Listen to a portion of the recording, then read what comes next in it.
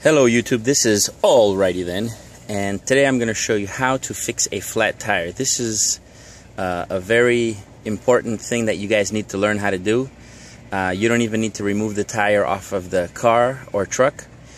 It's very easy, and you really need to know how to do this and have one of these kits in your car at all times. You need a pair of pliers, either needle nose or just anything that can help you remove the nail from the tire if there's one.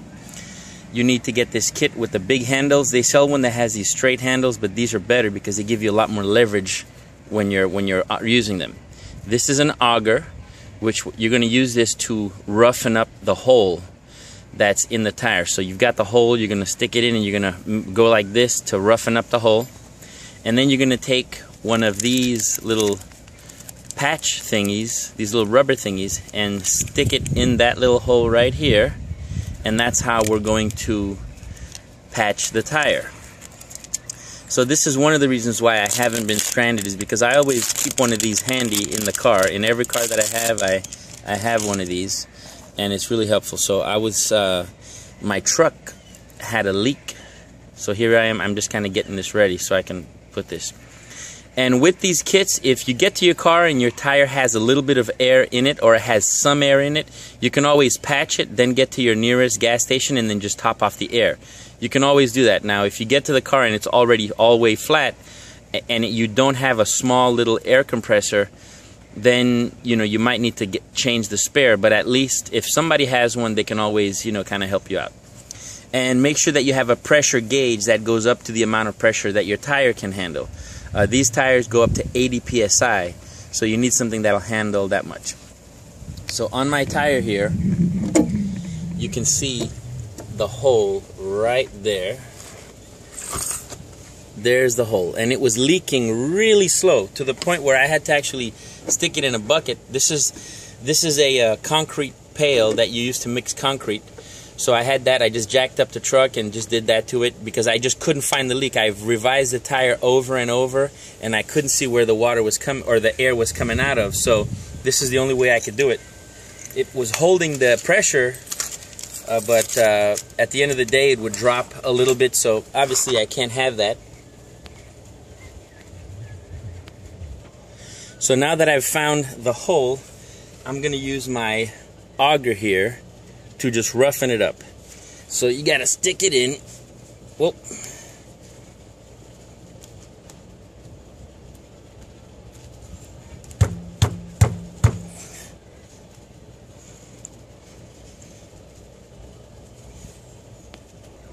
I had to lower the car because the wheel was just spinning too much. So this, sometimes you really need to get in there.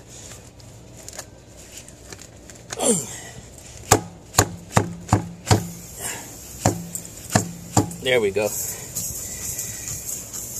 And if you do this fairly quickly, you're not going to lose enough air pressure to just deflate the tire so fast. So most of the time, you can get away with just doing this,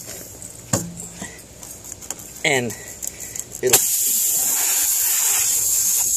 that usually takes care of it. Now, one technique that I've been known to use is that if it's too hard for you to put the auger, the roughener, through, sometimes if you roll the tire onto itself while this is still here, so let's say I was here, you put the car in neutral, if you're in level ground obviously, and you can pull the tire towards you and let the weight of the car kind of drive this thing in. And once you've got it in, it's okay. So now it's just a matter, I'm just kind of roughing it up a little bit. And I have my patch ready to go. So I'm going to pull this out, push that in about 3/4 of the way in. So here we go.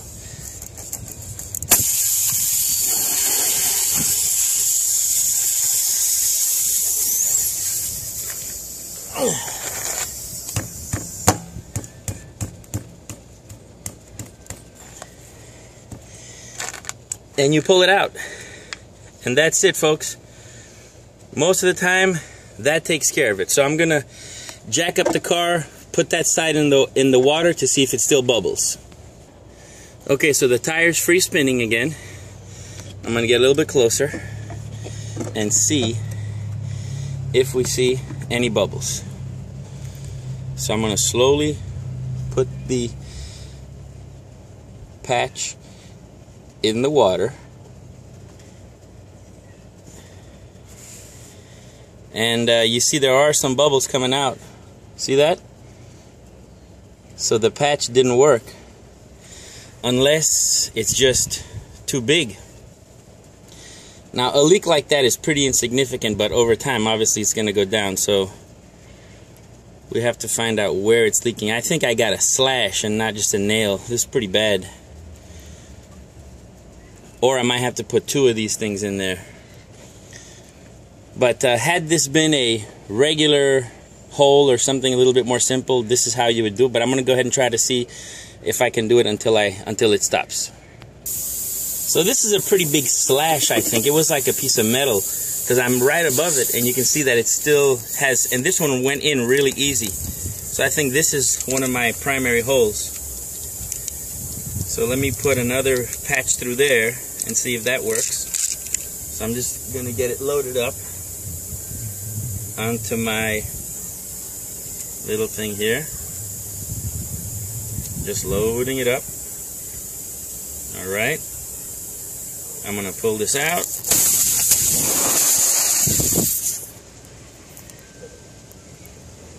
This time it goes right in. Nice and easy. Okay. So now I got two patches in there.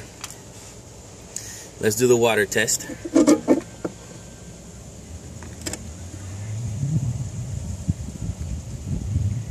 If it still leaks at this point, then this is a type of repair that you would have to do from the inside. You'd have to take the rim out and do an inner patch. But at least this will hold me until I can get to a tire center that would be able to take the tire off and repair it. So this is one of the things why you never get stranded. If you have one of these kits with you, you know, the chances of you getting a flat tire are pretty slim. Or you'll get the flat tire, but you'll be able to recover from it. So now, as you can see, there are no more bubbles. So this was a twofer, you know, it just took two things.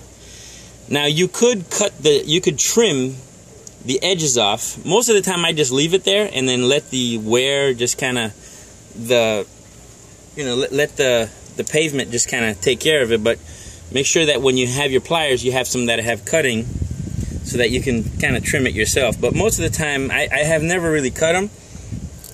I just let the wear and tear of the pavement just take care of that for me. So that's it. So again, guys, this was Alrighty Then. Thanks for watching. Don't forget to like and subscribe. Take care.